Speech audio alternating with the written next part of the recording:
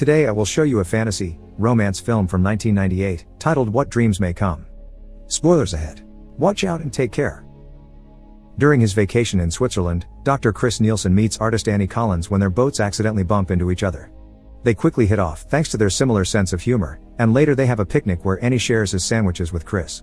Love is found that day and the couple gets married not much later, starting a wonderful life together and having 2 kids, Ian and Marie. The children have become teenagers by the time tragedy strikes the family for the first time. Both teens die when the van that was taking them to school crashes. 4 years later, Chris is working at the hospital when he gets a call from Annie, who is having a meltdown because some of the art pieces she acquired for a gallery opening haven't arrived. She feels really bad because today is their double D anniversary and she may ruin it if she has to stay at work. Because for Chris, paintings are the most interesting thing in the world, he has pictures of Annie's art in his drawers, so he quickly takes them out to give her ideas of how to use them to replace the missing ones, promising to drop the real ones at the gallery after work is over. In the evening, the rain causes a car crash in a tunnel. Chris stops his car just in time and doesn't get caught in it, but being a doctor for him is a responsibility he must respect, so he gets off his vehicle and approaches the victims to help. Unfortunately, another oncoming car isn't as lucky and crashes as well, killing Chris in the process. In only a few seconds, Chris finds himself in a floaty form above the world while a mysterious voice asks him questions to see if he's aware of what's going on. He sees his body being taken to the hospital and dying there, then he moves to his house, where the dog barks at him because animals do see him. The mysterious voice takes form then, but it's still blurry, so Chris can't tell who it is. The voice tries to convince Chris that he's dead, but he continues floating around, watching Annie go through his wake and looking at the pictures of his kids. This makes him have a flashback of the time their old Dalmatian dog Katie was sick and they had to put her down, which made Marie very angry because she couldn't understand it was Mercy. He also remembers the time he and Ian went running into the forest under the rain for fun, and Chris took the chance to tell his son they would be transferring him to another school. Chris's ghost takes form at the church where they are holding his funeral and he tries to touch Annie, who can't see him but can feel a weird sensation around her face. Then, Chris appears at his home again to look at the painting Annie had made for their double D anniversary, which depicts the special place where they met and were planning to retire. He finds Annie starting a diary because her therapist asked her to so she could cope, but it's not helping her at all. Chris takes the chance to communicate with her by guiding her hand with the pen and making her write, "This is Chris, I still exist," but it only gives Annie an anxiety attack because it can't possibly be real. When later Annie goes to the cemetery to visit his grave, Chris tries to touch her shoulders to comfort her, but instead it makes her scream because it makes her feel like she's going crazy by sensing things that aren't really there. Seeing as his presence is only causing his wife more pain, Chris decides to allow his soul to finally move on. He wakes up in his personal heaven, which is shaped like Annie's painting of their special place. Katie is there too, looking young and healthy. The mysterious voice shows up as well, and this time it has a proper form. It's Albert Lewis, Chris's old mentor who died at 63, but here he looks young again. Albert teaches Chris that this world is controlled by his mind, so he can make things move or change by just wishing them to do so. After fooling around with a bird, Chris manages to walk on water, which takes him a failed try, and Albert reminding him that his body is just an extension of his mind before he manages to pull it off. The 2 men cross a lake and arrive at the house Annie painted as their dream home.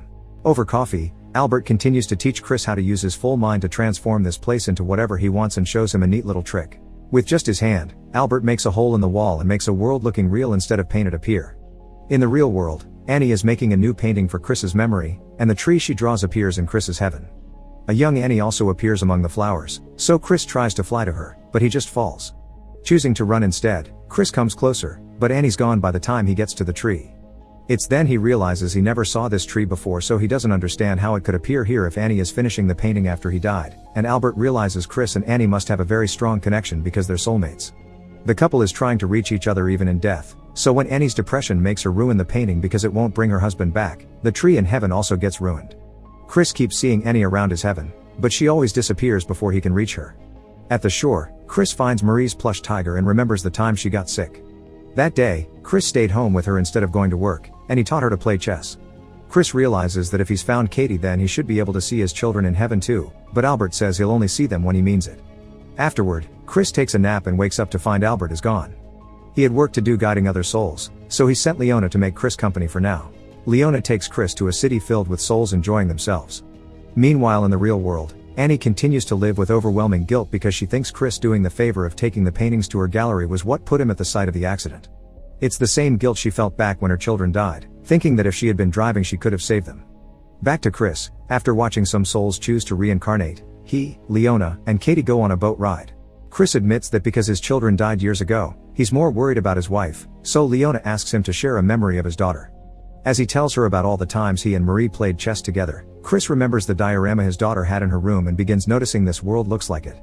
Leona can tell Chris is onto something, so she confesses this isn't how she looked when she was alive. She chose this appearance because her dad had complimented a flight attendant that looked like this and she wanted to grow up to be like her. Chris finally realizes this is Marie's soul, and the two of them reunite with a hug. In the meantime, Annie is having trouble moving on.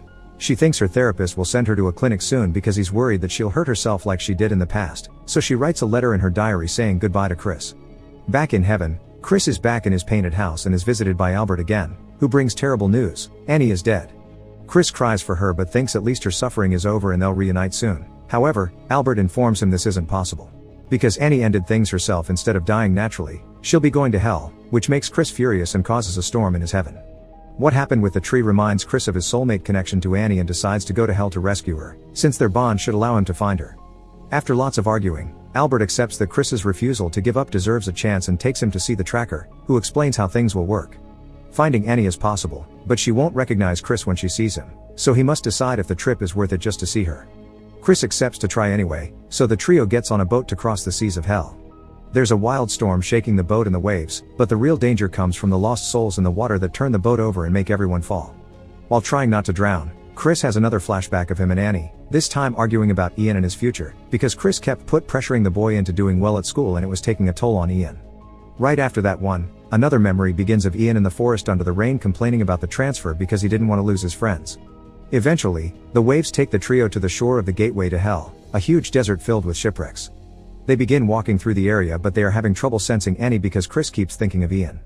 The boy had tried to explain that he wasn't like his father, so school was hard for him and he went to bed scared. Chris had told him he believed in him and if he had to go through hell, he would want nobody else other than his son by his side. During the kid's funeral, Chris gave a speech that imagined what a man Ian would have become if he'd had the chance to grow up: brave, respectful, loyal. And now in hell, Chris sees Albert about to fight a bunch of lost souls, so he stops him as he calls him Ian.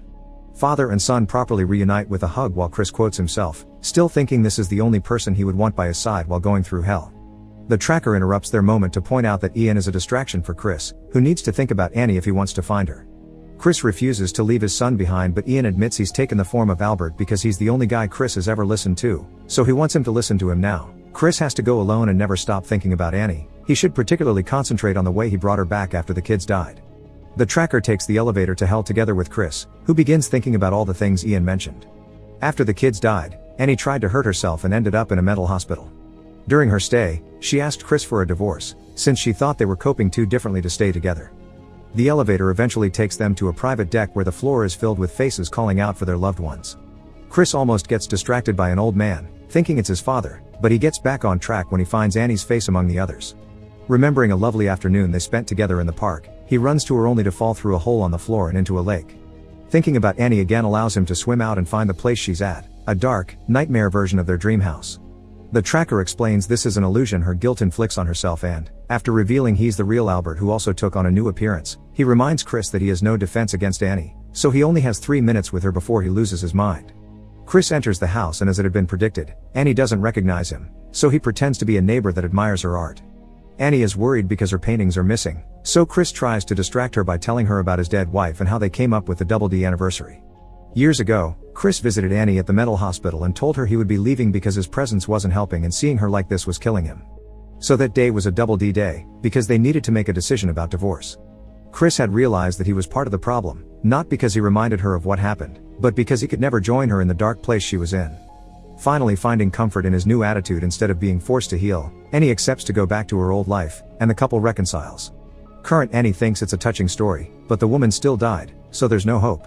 Chris retaliates by explaining not giving up was only his own way to hide from the world and that his wife never was a coward. Seeing as she wants to see her family again, Chris makes Annie close her eyes and remember the day of her wedding, so he shows up in the memory too and tells him he's real. When Annie opens her eyes, she sees Chris and freaks out, thinking it's some sort of trick that haunts her. Chris doesn't have much time left so he tells her a few last words before leaving. He apologizes for all the things he'll never give her and all the times he failed her. He also thanks her for everything she's done for him. Afterward, Chris meets with Albert to tell him to go back alone and tell his children that he loves them but he won't leave their mother alone. Then Chris re-enters the house and finds Annie to tell her she shouldn't feel guilty because he forgives her and he'll stay in eternity in hell if that's what it takes for her to regain her sanity. As she begins to look healthier, Annie recovers her memories and Chris absorbs all her nightmares instead. Annie begins ascending to heaven, but she doesn't want to leave Chris behind, so she calls out his name and reminds him not to give up. After going through the lake again and seeing his life flash in front of his eyes, Chris wakes up back in his own heaven and reunites with Annie, Albert, Katie, and the kids. The family spends some happy moments together, but then Chris talks to Annie in private to ask her if she would like to be reborn together. Anne hesitates, but Chris explains the kids do want them to go, and he's sure they'll find each other again because they're soulmates. The couple kisses right before something extraordinary happens in the real world.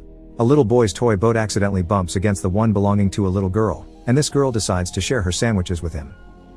Make sure to subscribe and turn on notifications so you can watch more videos like this. Thanks for watching.